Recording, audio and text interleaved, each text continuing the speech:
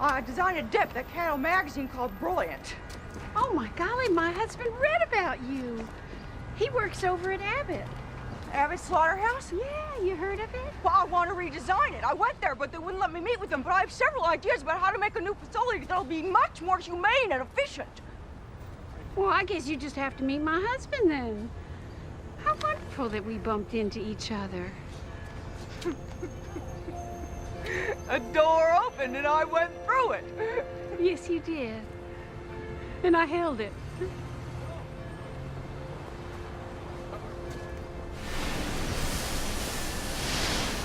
This looks like an airport for cows. Thank you. I didn't mean that as a compliment.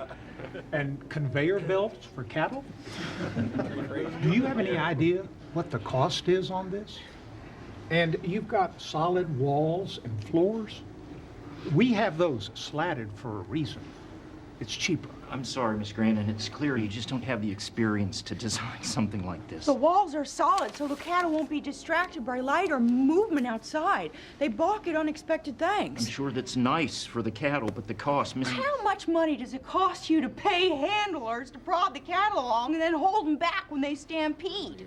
How many times a day do your chutes stop because of pileups? Yeah. How many cows break a leg and bring everything to a halt? With my system, there'd be none of that. There'd be a steady, calm flow. Well, that sounds great, but you don't have any idea whether it'll work. But I do. I'm like Nikola Tesla or Thomas Edison. I know my system will work because I've been through it 1,000 times in my head. I can see a chute just as the cattle will because that's something my autism lets me do. I can walk through a plan in my mind, examining every beam and every rivet. Well, you just see a plan, but I'm walking through the whole plant. Okay, the cattle go through a series of solid curves, and the floor is solid too, grooved. The chute gets smaller, but the cattle won't mind. They don't see any danger. They think they're just getting into another truck. The stairway leads them gently upwards. The floor becomes a conveyor. A rest rises up to meet their chests, so they're comfortably carried. They'll be very calm.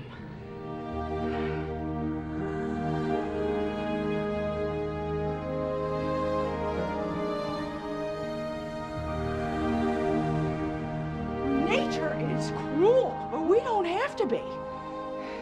We owe them some respect. I touched the first cow as it was being stunned. In a few seconds, it was going to be just another piece of beef, but in that moment, it was still an individual. It was calm, and then it was gone. I became aware of how precious life was. And I thought about death, and I felt close to God.